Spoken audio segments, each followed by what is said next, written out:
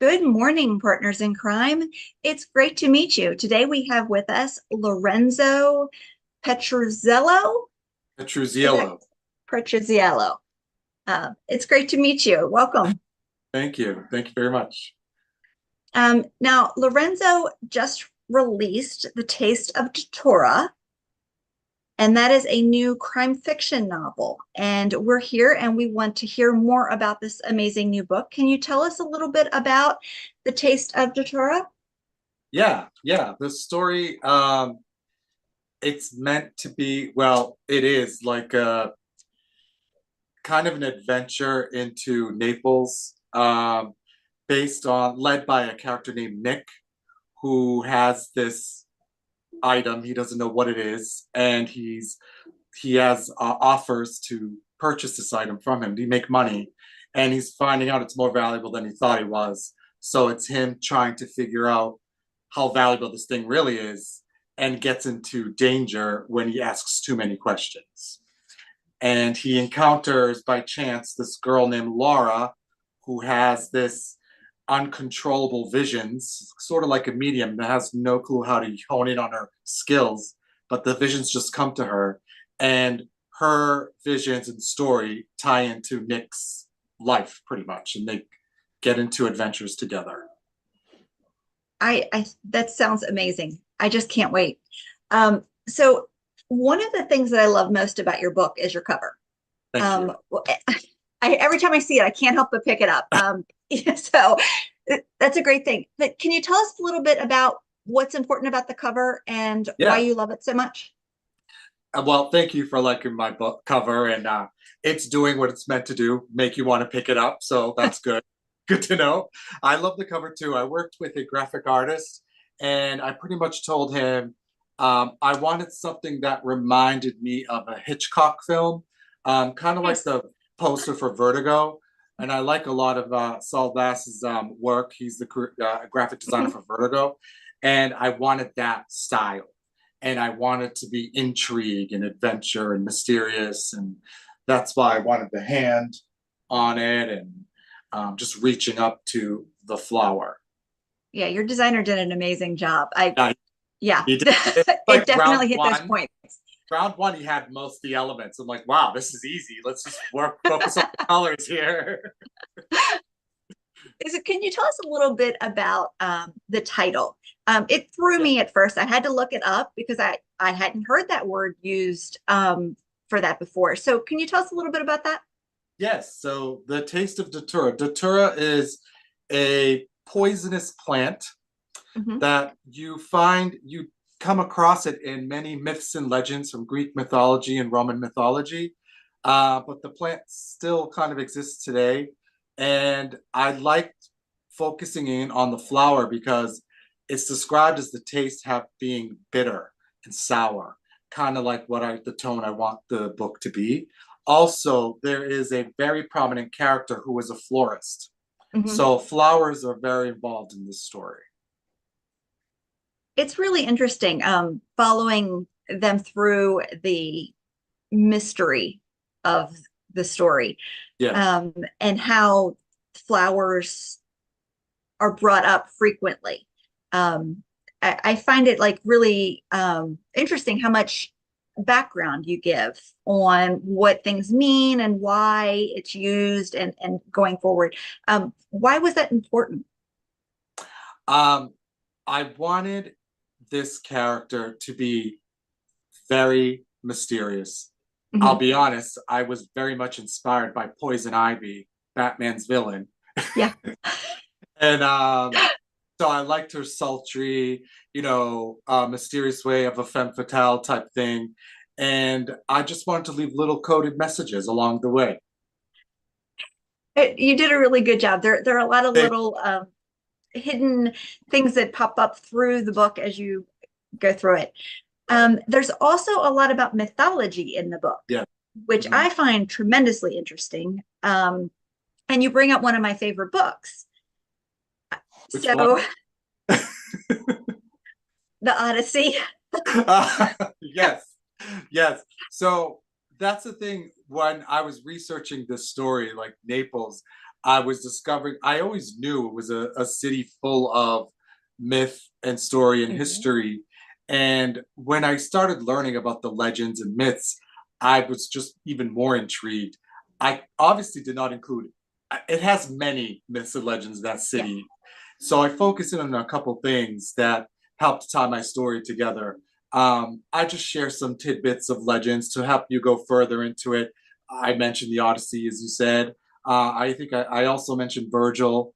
Yeah. There's many things that actually surprised me about Naples and its history and myth that intrigued me. It's like I felt like I had more info for another book. I don't know. Let's put that aside. Maybe that will happen. Who knows? I have to admit, I was really surprised because I didn't know that Naples itself was where a lot of that originated or could Yeah. have originated. A lot of it I didn't know either. I learned along the Yeah. way. But I thought it was very interesting the way that you brought well-known mythology, Yep. but not well-known facts about them. Right. So you pulled in things that aren't generally known. So that, yeah, it was really Yeah. interesting. Well, I like it when you travel to Italy, for example, and you go visit some site and then you learn, oh, that's where this happened. Oh, that's where that's so this. Oh, I didn't know that. This I'm standing where this happened. Wow. So I kind of wanted to give you that feeling as you're reading the book. Mhm. Yeah. Now, you mentioned Italy. You've spent a lot of time in Italy throughout your Yeah, life. I did. Can you Yeah. tell us a little bit about that? Yeah. So my parents are from Italy and I Mhm. was born here. But since the age of around 11, I started spending my summers in Italy with my grandparents. So when school ended in May here, I would be on a plane to Italy.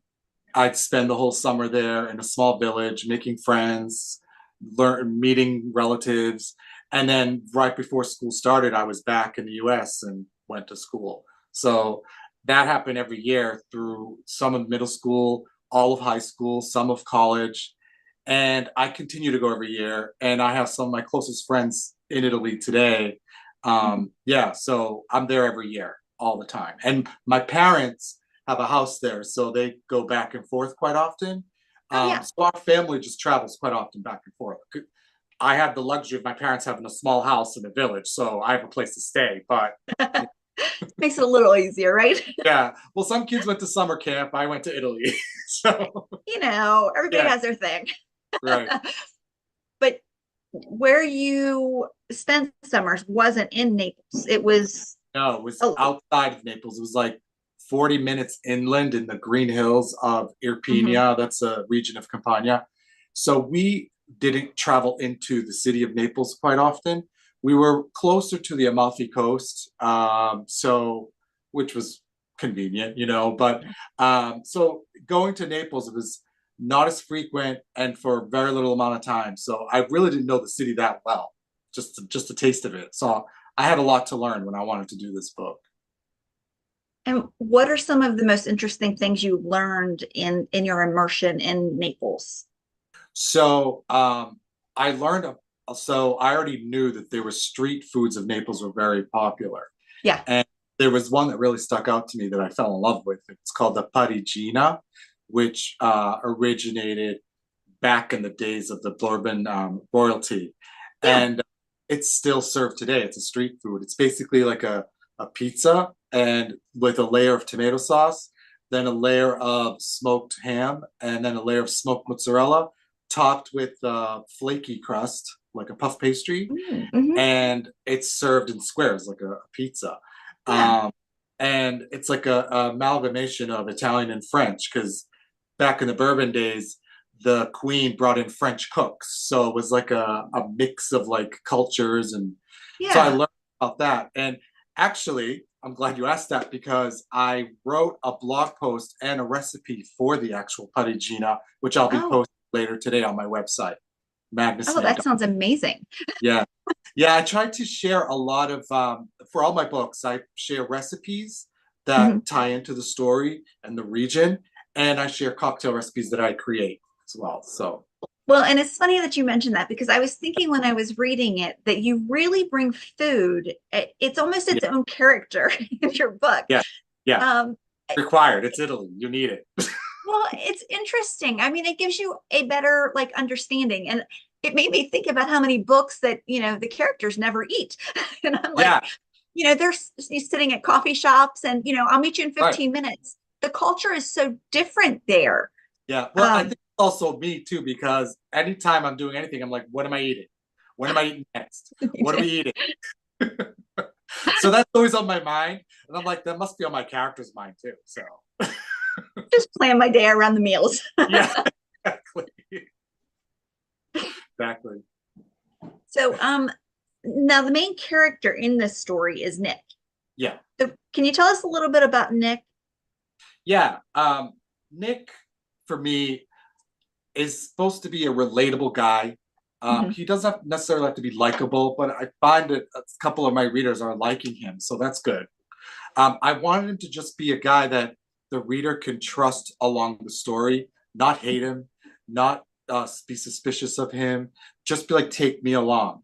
Yeah. And as opposed to my other characters, like in A Mistake Incomplete, my previous book, that character was just an ass. I mean, you don't want to be a friend. You're like, what are you doing? You're an idiot.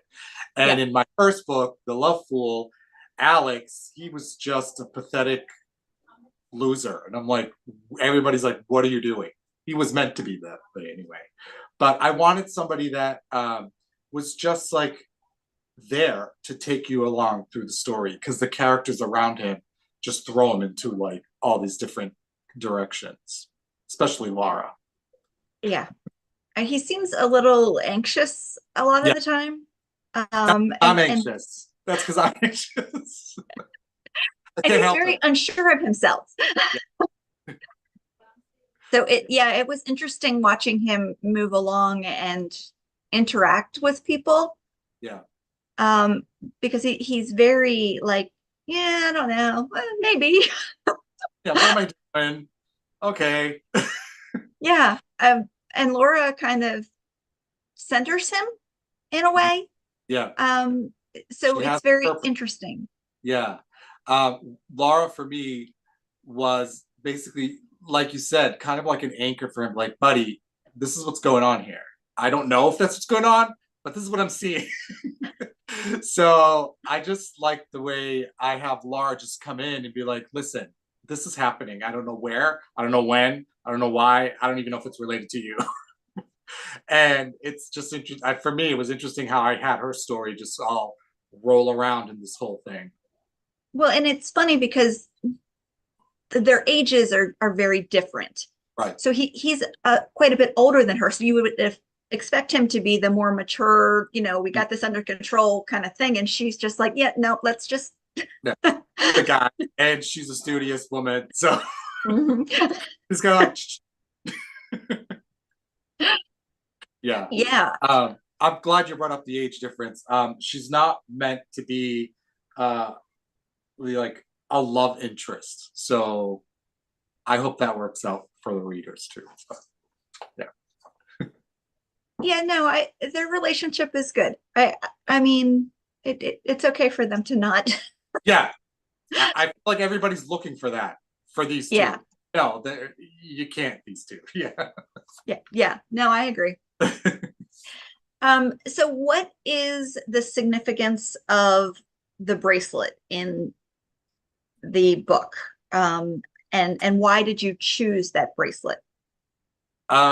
So the bracelet, I don't want to give too much away, but I want to say that the bracelet is basically my catalyst to help share the story and history and myths of Naples. At the same time, it's supposed to represent greed, Nick's greed, that we don't really see it, but it's there. That's what he's after. He's after money, Yeah. without saying it, but sometimes he does. And it's just the beacon that brings the danger all around them. So pretty much it. I don't want to give too much away. So No, no, that's good. I'm glad. yeah, Um, so he's a very kind person, even though he's very focused on himself, um, because he needs to be. He's very kind to others, and he's very caring of the people around him. Yeah. So he's not He's not he's not a evil. jerk or anything. He's just No. kind of just Good. He's not meant to be. yeah, I no. was worried by default I was writing jerks, and I'm like, this one's not going to be a jerk. No, he's a good guy. He just Yeah. he's a single guy and he's older, so he kind of has to put himself first Yeah. um by way of life. So can you tell us a little bit about your other books and Yeah. what else you've written? Yeah. So, A Mistake Incomplete, which I wrote before this, Mm-hmm. is my first book, my first attempt into crime noir type thing. And it's a suspense chase type thing through Milan, Italy. This is about a man and a woman who are involved in some type of theft that went wrong, and danger chases them. So, and I chose the city of Milan because I spent some time in Milan when I studied. I studied there for a bit, and I used to go there often. Every city I've picked so far, I've had spent time in. Um, so that's what A Mistake Incomplete is, and it is connected to the Taste of Datura in a small way, and it doesn't have to be read before. You can read it after. Like the books can kind of float around together the way I've done it. So it's not Mm-hmm. like a sequel or a prequel. It's like a semiquel. I don't know what you would call it. That's the word I'm using now. But it's meant to be read in any uh, way that you want. Either read The Taste first or A Mistake Incomplete first, because they're not direct sequels to each other. They're connected. My other book, The Loveful, which was my first book. Here's a picture of it. That's my first book. I Uh, love that. thanks. That was written when I was in Rome. I didn't know the city of Rome. I'm like, I'm going to go to Rome. I stayed there for a few months, and I walked around, and soon I'm like, don't people write books when they travel? Let me try writing a book. So that's how this was born. And that style is more of the style of a take on romantic comedies. If you could see, I subtitled it romantic comedy. I like And there, yeah. So there I used like elements that you would see in a romantic comedy. However, it's not that romantic, the story. The main character Alex is a bumbling fool, and that's why he's called the Love Fool. But what I loved putting in there is I was inspired by La Dolce Vita, and I had a celebrity in there, and she was a celebrity chef, and again, Mhm. food. So, and Alex works for the chef, so it's kind of like all publicity and glitzy and whatever. And then you get into Alex's real life, which is pathetic, whining over a girl that he hadn't seen in years. But yeah, so that book, the city of Rome is very, very prominent in that story, and the food. So that book will make you hungry. That's for sure. That's definitely something we need to read. Yeah. And again, I have cocktail recipes and food recipes for all three books. So I'm here to make you eat. So what has been your favorite new food that you found while researching your books? So as I mentioned, the parigina, that would be my favorite new food. But I can tell you, switching to alcohol, if I Mhm. can, I am obsessed now with Amaro. So everywhere I go, I want to know what the Amaro is of the region, because each region of Italy has their own specialty. One's bitter, one's more herbal, one's whatever. So I'm starting to learn more about that stuff, and finding ways to, explore and maybe create new drinks with those. But yeah, That sounds interesting. yeah. I mean, the thing is, my reason for sharing recipes and cocktail lists, I even have playlists that I curated for readers, because I want to help book clubs improve on their gatherings together, have background music, have cocktail for the book club discussion, and finger foods and bites for the group. So it was all meant for book clubs, actually. That's a lot of fun. Yeah, I wish more book clubs were able to do stuff like that. Yeah. So I have a lot of resources again on my website. I throw it all up there. I will be sure to add that in the show notes. It's going to be important. Yes. Now, in addition to the cocktails and the recipes, Yeah. you also include a lot of humor in your books. Yes, I do. Yeah. So can you tell us a little bit about why and how that's been beneficial? Um, well, first, again, I want to write like a crime Yeah. fiction. I still feel like I'm still honing in on that. I'm still trying to improve on that, but I can't help that you need humor to break up the like tension once in a while, or to even make me, or the reader, feel uncomfortable in a way, and then relax, and then throw them with another uncomfortable situation, and then Hmm. relax. Also, I mean, life's funny. Why not laugh a little bit, no matter what happens? Yeah, sure, there's a dead body there, but something's funny about it. Only in the books. Only in the books. People are dropping like flies. Let's just go have a drink. Yeah. Yeah, that's pretty So, much it. how has the feedback been on the humor intermixed with? Um, People seem to like it. It's like I said, I actually somebody actually said to me, it's a nice little break, from the dark tone, especially in the Loveful, where the guy's just sappy the whole time. You just want to throw that against the wall. But there's a lot of humor in the book. Same with this book. Like I throw a lot of like um, humor, well, little bits of humor. It's not comedy in this Mhm. book, but Right. there's always some type of laughter, and people seem to like it. I mean, no one's complained yet, so Well, hopefully I not. definitely enjoyed it.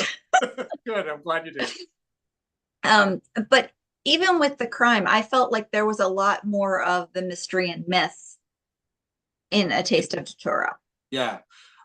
Yeah, so I felt like I was peeling away from the comedy and romance because I was throwing romance into, obviously, the Love for Love romance. Mistaken Complete has some romance too, Mhm. but I wanted to get away from that romance and focus on the feeling of people get when they're thrown into dark situations without being distracted by romance. It always finds its way in, but it's there. Yeah, it's really interesting to watch the characters in your book because I felt like they were very realistic reactions to like what the heck is going on. Yeah, Like, I wasn't expecting that. Wait, what happened? yeah, good. um, yeah, I mean, that's the thing. That's reality. People react in ways that surprise you. Like, wait, why did you do that?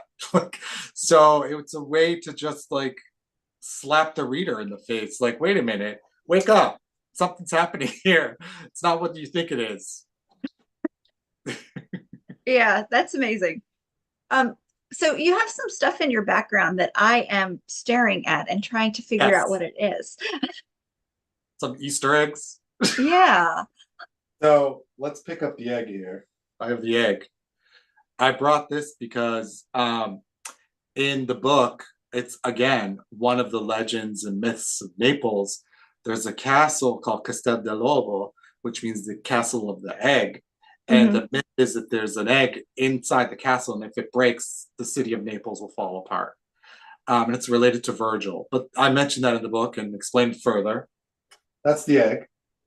And then this is the classic Italian Napolitan cornicello, which is a good luck charm that wards off the evil eye or bad luck or curses. You find this in every Italian American home, especially from Southern Italians. And so I have that in here. Wow, that's really cool. Yeah. I find it interesting because sometimes when you're reading, you don't picture things the way that they are.